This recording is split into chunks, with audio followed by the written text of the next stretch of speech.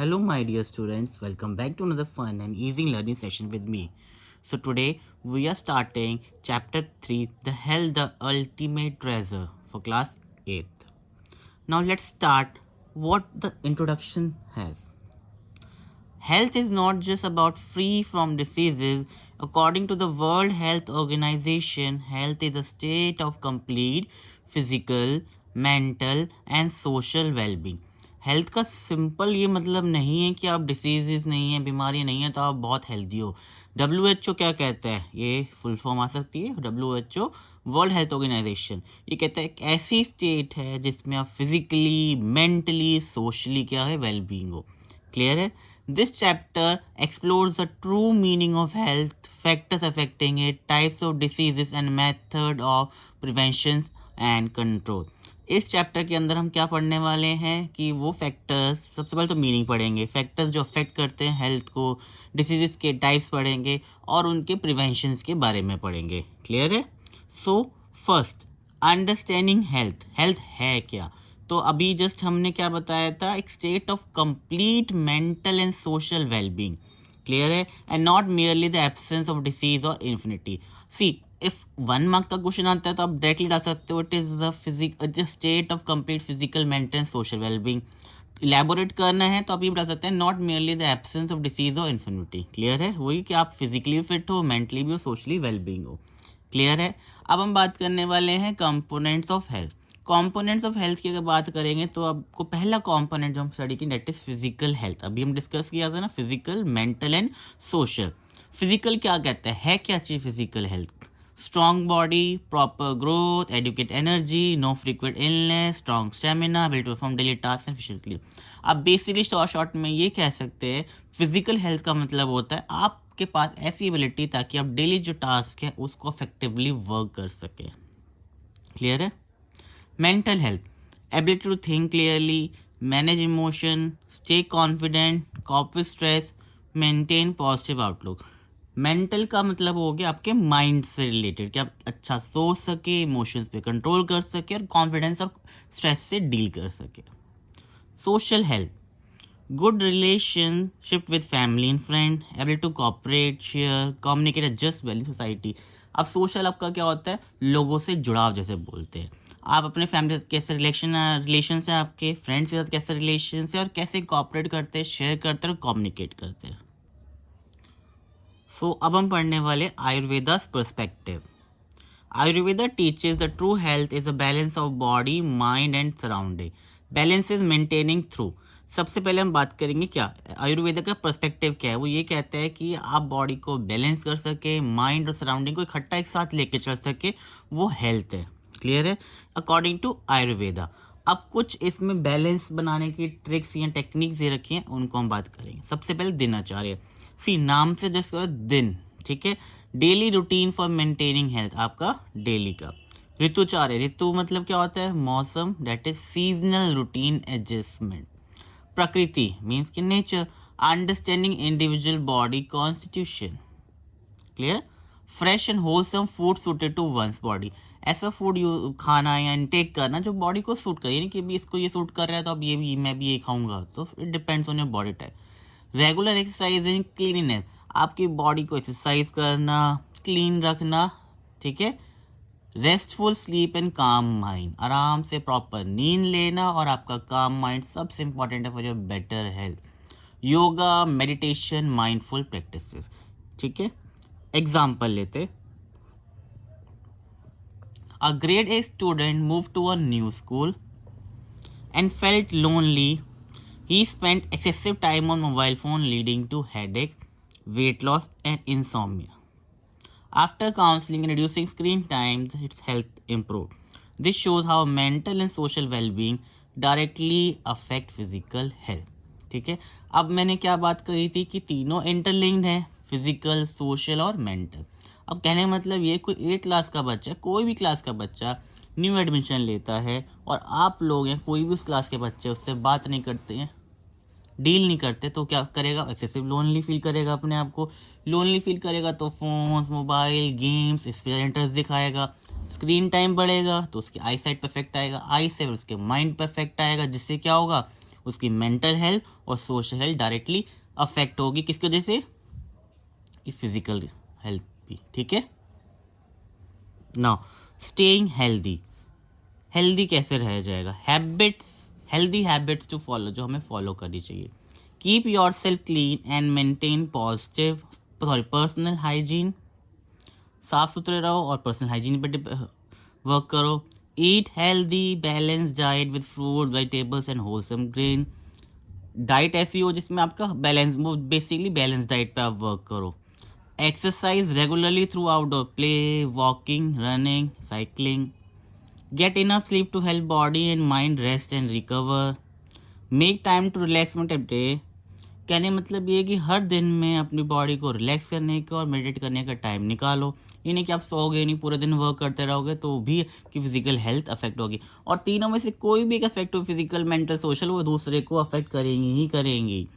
Limit screen time and spend more time in nature. Practice yoga, breathing exercises. Spend quality time with family and friend. Maintain a positive attitude. अगर आप हर चीज़ में देखो, अरे यार ये तो मुझसे नहीं होगा, मैं नहीं कर पाऊंगा, ऐसा नहीं होगा, तो वो पॉसिबली नहीं होगा। Means you have to create a positive aura around you. Unhealthy habits to avoid, जो हमें अवॉइड करनी चाहिए। Spending too much time on mobile phones और डिजिटल स्क्रीन्स। काफ़ी टाइम स्पेंड करने से आपके माइंड पर इफेक्ट पड़ता है, आइज़ को भी इफेक्ट पड़ता है। Eating fast food and junk food regularly. Pizza burger daily खाओगे तो हेल्थ इफेक्ट होगा ही होगा। ठीक है, तो avoid them. Sleeping very late और नॉट गेटिंग इनफ स्लीप। अब रात को 2-2 बजे सो रहे हो और सुबह जल्दी उठ जा रहे हो, या सुबह लेट भी सो रहे हो, तो क्या होगा? बेसिकली ये आपको प्रॉपर 8 घंटे की स्लीप नहीं होगी तो माइंड अफेक्ट होगा। माइंड अफेक्ट तो आपके अदर पार्ट्स भी इफेक्ट होंगे, जैसे बताया, तीनों इंटरलिंक्ड है। स्किपिंग मील, स्पेशली ब्रेकफास्ट को स्किप करना ही नहीं है कभी भी, क्योंकि breakfast like a king. Using harmful substances like tobacco, alcohol and native drug। अगर आप इन चीज़ों का जो अनवांटेड सब्सटेंस है उनका यूज़ कर रहे हो तो डेफिनेटली आपकी फिजिकल मेंटल हेल्थ तो अफेक्ट होगी ही होगी। और सोशल तो अफेक्ट क्यों, कोई नहीं चाहेगा कि आप शराबी लोगों के साथ इकट्ठे रहे। Importance of clean environment. A clean environment essential for good health. कैसे इंपॉर्टेंट है वो हम डिस्कस करेंगे। Clean air and water prevent respiratory problem like asthma and coughing. पानी साफ होगा, एयर साफ होगी तो आपको ब्रीथिंग में दिक्कत नहीं होगी और कफिंग और जो प्रॉब्लम्स है अस्थमा जैसी वो भी नहीं होंगी। एयर क्वालिटी इंडेक्स AQI, जो कि आजकल बहुत ज़्यादा चल रहा है। Health monitor air cleanness. AQI ज़्यादा है तो क्या होगा, वो आपको ब्रीथिंग में प्रॉब्लम रखेगा, अस्थमा वालों को प्रॉब्लम हो जाएगी। इससे क्या होगा, आपका पोल्यूशन का लेवल बढ़ता जाएगा, जिससे कि आपको फिजिकल हेल्थ आपकी सही नहीं रहेगी। Polluted environment with smoke, dust, waste increase the disease risk, जो भी बताया आप पे। Clean play ground and surrounding reduce exposure to flies, mosquito and pathogen. अगर आपके प्ले ग्राउंड साफ सुथरे हैं, बच्चे खेल रहे हैं, तो क्या होगा, उसमें पैथोजेंस वगैरह नहीं होंगे तो डिसीज के चांसेस कम होंगे। अगर गंदा है, वहाँ पे गंदगी फैली हुई है आसपास, तो वहाँ फ्लाइज, मॉस्किटोज ज़्यादा होंगे जो बीमारी के लिए ज़्यादा खतरनाक होंगे। Proper sanitation prevent spread of communicable disease. Sanitation proper important है। अब कुछ कंपैरिजन करते हैं। A clean well maintain playground is hygienic, जो कि ऑब्वियसली साफ सुथरा है तो हाइजीनिक ही हो गया, ब्यूटीफुल भी होगा, सेफ भी होगा, अच्छा भी लगेगा बच्चों को देखने में। अब पोल्यूटेड प्लेग्राउंड, जो डर्ट है, वेस्ट है, फ्लाइज है, उसमें बच्चों को चांसेस बीमारी के ज़्यादा होंगे क्योंकि पैथोजेंस की अमाउंट ज़्यादा होगी उसके अंदर। रिकोनाइजिंग अनवेलनेस। अब हम कैसे रिकोनाइज करेंगे जो पर्सन है वो बीमार है या नहीं है? हम दो चीज़ों पर ध्यान देते हैं, that is symptoms and sign. सबसे पहले हम पढ़ेंगे differentiation between symptoms and sign. हम डिफ्रेंशिएशन करेंगे, इसी से आपको क्लियर हो जाएगा कि दोनों में क्या डिफरेंस है, दोनों है चीज़ क्या। सिम्टम, व्हाट वी फील, हम क्या फील करते हैं। पेशेंट्स एक्सपीरियंस, जैसे कि पेन, टायर्डनेस, डिजीनेस। अगर जो चीज़ हम फील कर पा रहे हैं, जैसे कि हमारे दर्द हो रहा है या फिर टायर्डनेस है या डिजीनेस है, लेजीनेस है, तो ये क्या है, सिम्टम जिनको हम लोग फील कर सकते हैं। Science, what can be seen और मेजर, ऐसी चीज़ें जिनको हम देख सकते हैं या मेजर कर सकते हैं। जैसे कि ऑब्जेक्टिव, जो ये इसमें सब्जेक्टिव क्या होता है कि observable by other, sorry subjective मतलब होता है कि पर्सन खुद ही एक्सपीरियंस करता है, पेशेंट। जैसे कि अगर मैं बीमार हूँ तो मैं एक्सपीरियंस कर रहा हूँ, ऑब्जेक्टिव क्या है, मैं देख रहा हूँ उसकी आंखें लाल हो रही है यार, इसको बुखार हो सकता है, या उसका जो है सिर टच कर देख रहा हूँ बीमार है, इसका गर्म हो रहा है सिर। Example fever, rash, high blood pressure, swelling. अलग दिख जाते हैं ना, हार्ट सूज रहा है, पैर सूज रहा है। तो सिम्टम्स क्या हो गए जिसको हम खुद फील करते हैं, साइंस क्या हो गए जिसको हम देख सकते हैं, वो अपने में भी देख सकते हैं चाहे वो दूसरे में भी देख सकते हैं। क्लियर है? That's the main difference between symptoms and science. Diseases, causes and types. ठीक है, अब डिसीज होता क्या है पहले हम वो स्टडी करेंगे। A disease is a condition that affects normal working of body और अ माइंड। अगर कोई भी ऐसी कंडीशन जो आपकी बॉडी या माइंड को अफेक्ट करती है वो क्या कहलाती है? Disease.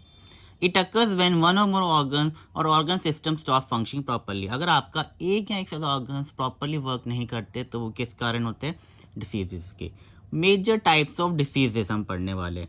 Number 1 is communicable diseases. होती क्या है कम्युनिकेबल डिसीजेस? नाम ही सजेस्ट कर रहा है communicable. Diseases caused by pathogens and that spread from one person to another. ऐसी डिसीजेज जो एक पर्सन से दूसरे पर्सन तक इजीली फैल जाए वो क्या कहलाती हैं? Communicable diseases. इसमें सबसे पहला एग्जांपल हम दे रहे हैं, पैथोजेंस के कारण होते हैं जनरली ये bacteria, viruses, fungi, protozoa, worms. How they spread, कैसे फैलती हैं? ठीक है, अब बोला है एक पर्सन दूसरे पर्सन तक फैलती हैं, कैसे फैलती है, क्या रीजन है? Through air. When infected person coughs और स्नीज, एग्जांपल फ्लू, ट्यूबरक्लोसिस, कोविड-19। कोविड में देखा था ना मास्क पहनते थे, क्यों? क्योंकि आप छींक रहे हैं, सांस ले रहे हैं, पार्टिकल्स उसके इफेक्टिव बॉडी से दूसरी बॉडी में पहुंच जाते थे बाय एयर। इवन वाटर से भी जाते कोई दिक्कत, बट अभी हम एयर की बात करें। Through contact, direct contact like shaking on hand, और indirect by contact by sharing personal item. ठीक है, आप किसी से हाथ मिला रहे हैं, आपके आइटम्स को कुछ शेयर कर रहे हैं तो उससे भी होता था। थ्रू कंटेमिनेटेड वाटर और फूड, कंज्यूमिंग फूड और वाटर कंटेमिनेटेड पैथोजन। जो वाटर पे पैथोजन अटैक कर चुके हैं या फैले हुए हैं बीमारियां, तो क्या होता है दूसरे को भी पिएंगे, यूज़ करेंगे तो उनको बीमारी हो जाएगी। Through vectors, insects like mosquito and house fly that carry pathogens. ये सोर्सेज हैं दूसरे को बीमारी फैलाने के, पैथोजेंस को कैरी करने के लिए। एग्जाम्पल्स क्या हैं इसके कम्युनिकेबल के? Typhoid, dengue, flu, chicken pox, कोविड-19, malaria, cholera and tuberculosis. Exam में आ सकता है कि डिस्कस या give some examples of communicable diseases. अगर ये आ जाए हाउ दे स्प्रेड तो आप इस पॉइंट्स में इजीली आप लिख सकते हैं। सो स्टूडेंट्स, ये था हमारा part 1। So part 2 will continue with the next part. So please like, share, subscribe for more videos. Thank you.